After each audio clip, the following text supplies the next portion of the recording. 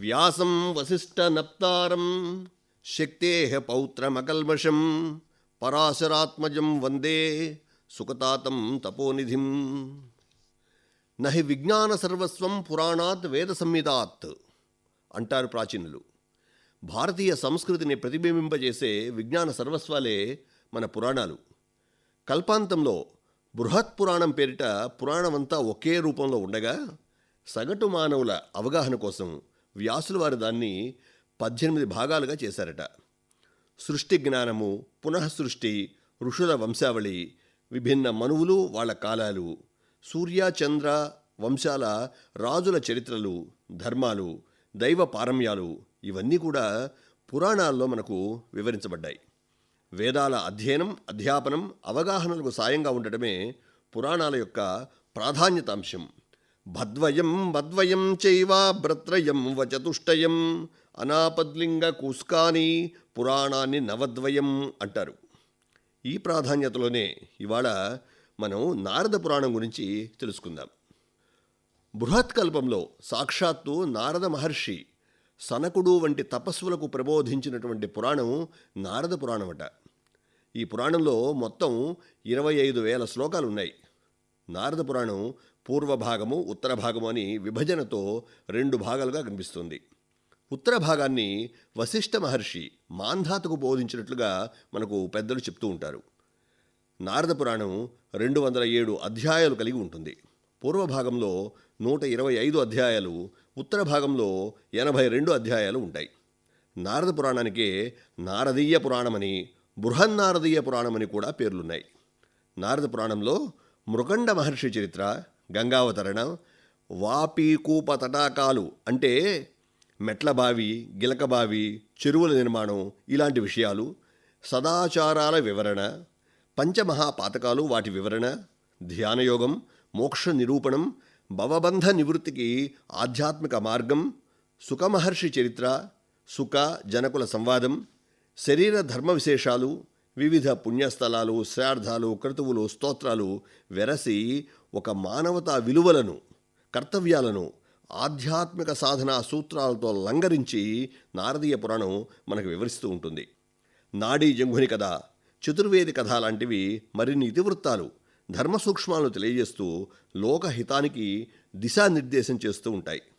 తపోసంపన్నుడైనటువంటి మార్కండేయ మహర్షి తన విశేషమైన భక్తితోనూ వినయంతోనూ శ్రీ మహావిష్ణువు యొక్క ప్రేమకు పాత్రుడై ఒకసారి శ్రీహరితో, పరమాత్మ తమరు భాగవత ప్రియులు కదా, అసలు భాగవతులంటే ఎవరు? సామాన్యులు భాగవతులుగా మారి తమ కృప పొందేందుకు మార్గం ఏదైనా ఉందా? దయచేసి అనుగ్రహించండి అంటూ ప్రార్థించాడట. సమగ్రమైన ఐశ్వర్యము, పరాక్రమము, యశస్సు, సంపద, జ్ఞానము, వైరాగ్యము అనేటువంటి 6ంటికి సంస్కృతంలో భగం అని చెప్తారు. ఈ 6 విభూతుల కలయికే భగవత్వం. భగవత్వం అంటే దైవత్వం అని అర్థం. పరమోత్కృష్టంగా భావించేటువంటి ఈ 6 గుణాలను సిద్ధి పొందిన వారిని భాగవతులు అంటారట. ఓ మార్కండేయ మహర్షి, సకల ప్రాణికోటి హితాన్ని కోరుకునేవారు, అసూయ లేనివారు, ఇంద్రియ నిగ్రహం కలిగి ఉన్నవారు, ఇతరులను ఎవ్వరినీ బాధ పెట్టనివారు, శాంతగుణ చిత్తము, సంస్కారము కలిగి ఉన్నవారు, పరుల నుండి దేనిని ఆశించనివారు, స్వీకరించనివారు, ధర్మ స్వభావులు, వ్యామోహాల భ్రాంతిని జయించిన వారు వీళ్ళంతా భాగవతులయ్యా అంటాడు. అందులోనూ పరనింద చేయనివారు, సకల ప్రాణులను తలనాగే భావించగల మనోసిద్ధి సాధించినవారు, పెద్దల పట్ల, గురువుల పట్ల, తల్లిదండ్రుల పట్ల ఆరాధనాభావం కలిగి ఉండేటువంటి వాళ్ళు, ధర్మశాస్త్రాలను త్రికరణ శుద్ధిగా ఆచరిస్తూ ఇతరులకు ప్రబోధిస్తూ సత్యనిష్టతో, ఏకాగ్రతతో, ధ్యానంతో, భక్తితో సాధన చేసేటువంటి వాళ్ళు, ప్రాణి సమూహానికి అత్యంత అవసరమైన చెరువులను, వనాలను నిర్మించేవాళ్ళు, అతిథులను గౌరవించి సేవించేవాళ్ళు, వేదాలు ప్రతిపాదించినటువంటి వైజ్ఞానిక అంశాలను చదివి అర్థం చేసుకుని విద్యా పరంపరను సంరక్షిస్తూ సాగేవాళ్ళు, ప్రబోధించేవాళ్ళు, వీళ్ళంతా కూడా భాగవతోత్తములుగా చెప్పబడతారు అంటూ శ్రీహరి వివరించారు. సత్శీలము, సద్గుణ విశేషాలు కలిగిన వారు నాకు చాలా ఇష్టం అంటూ సాక్షాత్తు శ్రీమన్నారాయణుడు మార్కండేయ మహర్షికి చెప్పినట్లుగా నారద పురాణం మనకు ప్రకటిస్తూ ఉంటుంది. సామాజిక దృష్టి, ధార్మిక జీవనం కలవారినే దైవం తనవారిగా భావిస్తుందని చెప్పడంలో సామాజిక హితానికి మన మహర్షులు ఎంతటి ప్రాధాన్యత ఇచ్చారో మనకు బాగా బోధపడుతుంది. కలియుగంగా చెప్పబడే ప్రస్తుత కాలంలో మనం కూడా స్వీయ ఆనందం కోసమో, సుఖాల కోసమో, విభవాన్ని చాటుకోవాలనేటువంటి గొప్ప కోసమో, లేదా మనది అంటూ మనం రూపరుచుకున్నటువంటి సంసారం కోసమో, మనది అనుకున్నటువంటి వంశంలోని రాబోయే తరాల జీవనం కోసమో ఆత్రపడుతూ చాలా చాలా తప్పులు చేస్తుంటాం. నిజాయితీగా ఒప్పుకోకపోయినా 100% నీతివంతంగా బతకడం, ధార్మిక చేతనతో మనగలగడం ఒట్టి మాటలే. ఎక్కడో ఒక దగ్గర ఎవరో ఒక మహానుభావుని ద్వారా మన ఆత్రానికి అడ్డుకట్ట వేయగల ఆత్మచేతన కావాలి. అజ్ఞానం వల్ల తెలియక చేస్తున్న తప్పులను స్వీయ జ్ఞానంతో గ్రహించి పశ్చాత్తాపపడి మనల్ని మనం మార్చుకోగలిగితేనే మనుషులుగా పుట్టిన మనం మనీషులుగా పరిణమించగలం. వేదాంతపరమైన ఈ సత్యాన్ని మనలో బలంగా ప్రతిష్టాపన చేసే గులికుని కథ నారద పురాణంలో చాలా విశేషంగా ప్రస్తావితమవుతుంది. పూర్వం గులికుడు అనేటువంటి వేటగాడు ఒకడు ఉండేవాడట. బాటసారులను అడ్డగించడం, వారిని బాధించడం, దోచుకోవడం, స్త్రీలను వేధించడం, పరుల ధనాన్ని కొల్లగొట్టడం, నిష్కారణంగా ప్రాణులను వధించడం, అనుక్షణం అకృత్యాలు, దుర్మార్గాలు చేయడం గులికుని యొక్క మనోవృత్తి. మనుష్యుల పాలిటే కాకుండా అడవిలోని జీవరాశుల పాలిట కూడా సింహస్వప్నమై గులికుడు భయభ్రాంతులు కలిగించేవాడట. అలా తిరుగుతూ తిరుగుతూ గులికుడు ఒకరోజు సౌవీర రాజనగరానికి వెళ్ళాడట. అక్కడ ఒక విష్ణు మందిరం కనిపించింది. అది బంగారు కలశాలతో శోభాయమానంగా ఉంది. ఆలయంలో చాలా సంపద ఉంటుందని అట్టే అర్థమైపోయేలాగా ఉన్నాయి అక్కడ అలంకరణలన్నీ కూడా. గుడిని అణువణువు శోధిస్తూ గులికుడు ఆలయంలోకి ప్రవేశించాడు. అతని దృష్టి మొత్తం దొంగతనం మీదనే ఉంది. గుళ్ళోకి సంపదల కోసం వెళ్ళిన గులికుడికి అక్కడ స్వామి సేవకుడైనటువంటి ఉత్తంకుడు అనేటువంటి మహాముని కనిపించాడు. ఉత్తంకుడు తపస్వి, పరమశాంతుడు, మహాజ్ఞాని కూడా. దొంగతనం చేసుకుని సంపదలు మూటగట్టుకుని వెళ్లాలనే ఆత్రంలో ఉన్న గులికుడు ఉత్తంకుడిని చూసేసరికి అతను తన పనికి అడ్డు వస్తాడేమో అనుకున్నాడు. సాధువులను వేధించడం అనేటువంటి తన సహజమైన గుణ ప్రకోపం వల్ల మహర్షిని చంపాలి అనుకుని కత్తి తీశాడు. తనను చంపబోతున్న గులికుణ్ణి ఓ సాధుపురుష అంటూ సంబోధిస్తూ, సమర్థులైన వారు ఎవరైనా సరే తప్పు చేసిన వారిని మాత్రమే కదా దండిస్తారు. నేను నీ పట్ల గాని ఇతరుల పట్ల గాని ఏం తప్పు చేశానయ్యా? నన్ను శిక్షించాలని ఎందుకు భావించావు? ఉత్తంకుడు వినయంగా ప్రశ్నించాడు. అంతటితో ఆగకుండా గులికుడికి తత్వోపదేశం కూడా చేశాడు. నువ్వు ఏ భార్యా బిడ్డల కోసం, ఏ సంసారం కోసమైతే పరుల ధనాన్ని దొంగలించి సంపాదిస్తున్నావో, పోషిస్తున్నావో, అలాంటి నీ పరివారం మొత్తం కూడా అవసాన దశలో వెంటరారు కదా. సమస్తాన్ని విడిచిపెట్టి రిక్తహస్తాలతోనే కదా నువ్వు మృత్యుసంధికి చేరుతావు. ఇవన్నీ కూడా గులికుడికి ఎరుక కలిగించాడు ఉత్తంకుడు. డబ్బు సంపాదించే వారికే బంధుగణం మన వెంట ఉంటుందని, శాశ్వతంగా మనల్ని వెంబడించేది మనం చేసిన పనులు వాటి ఫలితాలేనని, పాపకర్మలు చేసేవారికి కోరికలు అంతకంతకు పెరుగుతాయని, అదే గనక పుణ్యకర్మలు ఆచరిస్తే కోరికలు, వ్యామోహాలు క్రమంగా నశిస్తాయని, అపరిమిత ధనాకాంక్ష మనుషుల్ని వక్రమార్గాల్లో నడిపిస్తూ పతనం చేస్తుందని, సకల చరాచర జగత్తు దైవాధీనమని, మన జనన మరణాలు కూడా దైవాధీనమేనని ఉత్తంకుడు హితవులు చెప్తాడు.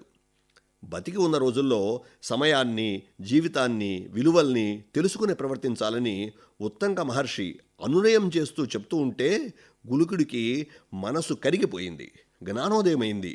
తను ఎన్నాళ్ళు చేసిన తప్పులు ఒక్కసారిగా కళ్ళ ముందు కలవరపెట్టాయి. ప్రాయశ్చిత్తం కోసం ఉత్తంక మహర్షిని వేడుకుంటూ అక్కడికక్కడే తనువు చాలించాడు. మహర్షి ఆశీస్సులతో గులికుడికి విష్ణులోక ప్రాప్తి కలిగిందట. గులికుని మనోవృత్తికి మనందరం వారసులమే కదా.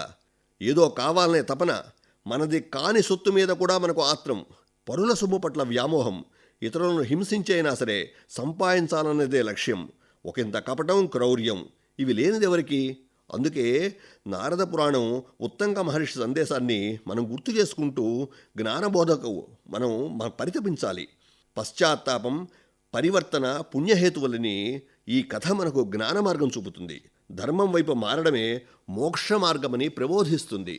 నారద పురాణంలోని సుఖ జనక సంవాదం కూడా ఎన్నో అమూల్య ధర్మాలను ప్రబోధిస్తూ మనల్ని చైతన్యపరుస్తాయి. సుకుడు వ్యాస మహర్షి కుమారుడు, మహాజ్ఞాని, గొప్ప తపస్వి కూడా. వ్యాసులు స్వయంగా సుకునికి విద్యలన్నీ నేర్పించి మోక్ష సాధనలో పరిపూర్ణత సాధించే దిశగా కర్మలు, బంధాలు, మోక్షం వంటి వాటి స్వస్వరూప సంబంధ జ్ఞానాన్ని పొందడం కోసం మిథిలా పాలకుడు రాజర్షి అయినటువంటి జనకుడి దగ్గరికి వెళ్ళమని కుమారుణ్ణి పంపుతాడు. జనకుడు గొప్ప సాధకుడు. ఆయన్ను విదేహుడు అంటారు. విదేహుడు అంటేనే దేహభ్రాంతిని అధిగమించిన వాడు అని అర్థం. కర్మలు నిర్వర్తిస్తూనే వాటిని అంటనటువంటి నిశ్చలత్వం జనకుని ప్రత్యేకత. గొప్ప గొప్ప యజ్ఞయాగాలు చేసిన తపస్సులు సైతం జనక మహారాజును జీవన్ముక్తునిగా గుర్తించి గౌరవిస్తూ ఉంటారు.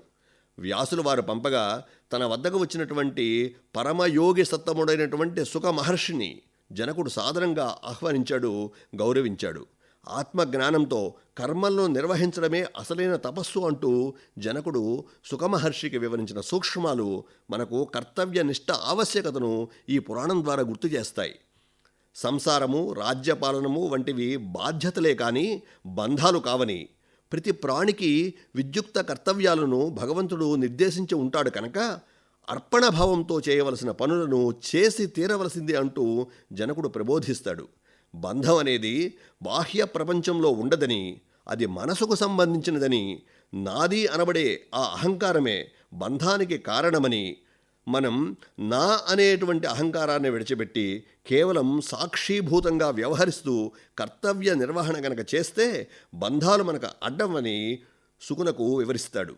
తపస్సు, ధ్యానము, మోక్షము పేరుతో పనులు చేయడం మానరాదని జనకుడు చేసినటువంటి ఉపదేశం ఆధ్యాత్మికత భారతీయులకు చెప్పినటువంటి అద్భుత సందేశంగా మనకు అర్థమవుతుంది. పనులు చేయడం మానరాదని, కర్తవ్యాలను ఈశ్వరుని ఆజ్ఞగా భావిస్తూ పవిత్ర భావనతో ఒక దేవతార్చనలాగా నిర్వహించాలని, చేసిన పనులకు తామే కర్తలమని భావించరాదని, అలాగే ఫలాపేక్ష కూడా ఉండరాదని జనకుడు వివరిస్తాడు. భగవంతుని తెలుసుకునే జ్ఞాన వైరాగ్యాలలో వైరాగ్యమంటే వ్యక్తులను, వస్తువులను వదలి అడవులకు వెళ్ళడం కాదని, మనలోనే లంపటాలను వదిలించుకోవడమని వైరాగ్య సాధన రహస్యాన్ని, సూక్ష్మాన్ని తెలియబరుస్తాడు. ఆనందానికి, దుఃఖానికి, భోగాలకు, కష్టాలకు, నిద్రకు, సుఖాలకు, కామ, క్రోధ, లోభ, మోహ, మద, మాత్సర్యాలకు, సంపదలకు, సంసారాలకు వశమై ప్రవర్తిల్లకుండా తామరాకు మీద నీటిబుట్టులాగా నిశ్చలత్వం సాధించడమే మోక్షం అంటూ మహారాజైన జనకుడు చెప్పిన వివరణ ప్రస్తుత ప్రపంచవ్యాప్తంగా అన్ని రంగాలలో పనిచేసే అందరూ గుర్తించి అన్వయించుకోవలసిన జీవన సూత్రాలుగా ఈ పురాణం చదివిన వాళ్ళకి అర్థమవుతాయి. అసలు నారదుడు అంటేనే లోకహితుడు అని చెప్తారు. లోకహితుడు కావడం వల్ల నారద పురాణం ఆశాంతం లోక ప్రయోజనకరమైనటువంటి ధర్మాలను, ధర్మ సూక్ష్మాలను కథాగతంగా ప్రకటిస్తూ మానవాళికి సప్రమాణ సందేశం అందిస్తూ ఉంటుంది. దానాలను, వాటి ఫలితాలను వివరించే క్రమంలో నారద పురాణం విద్యాదానం అన్ని దానాలలోకెల్లా ప్రధానమైన దానమని, విద్యాదానం చేసేవారికి తప్పకుండా శ్రీమన్నారాయణుని అనుగ్రహం కలుగుతుందని చెప్తుంది. యోగ్యులకు వస్త్రదానం, అన్నదానం చేయడం శ్రేష్టమని, రోగంతో బాధపడేవారికి స్వాంతన చేకూరుస్తూ త్రికరణ శుద్ధిగా సాయపడేవారు ఉత్తములని, అనాథలు చనిపోతే అలాంటి అనాథల శవాలకు కడపటి సంస్కారాలు చేసిన వారికి అశ్వమేధ యాగం చేసినటువంటి ఫలం లభిస్తుందని, అలాంటి లోకహితకారులు పరమ ఋషులుగా కీర్తించబడతారని నారద పురాణం చెప్తుంది. మానవ సేవే మాధవ సేవ అని, దానికి ప్రతిఫలాక్ష లేకుండా నిర్వహించడమే తపస్సు అని నారద పురాణం స్థూలంగా సందేశమిస్తుంది. ఇలాంటి అద్భుత మానవాళికి సంబంధించేటువంటి అనేక విషయాలను నారద పురాణం మనకు వివరిస్తుంది. వ్యాసం వసిష్ఠ నప్తారం శక్తే పౌత్రమకల్మషం పరాశరాత్మజం వందే సుఖతాతం తపోనిధిం. స్వస్తి.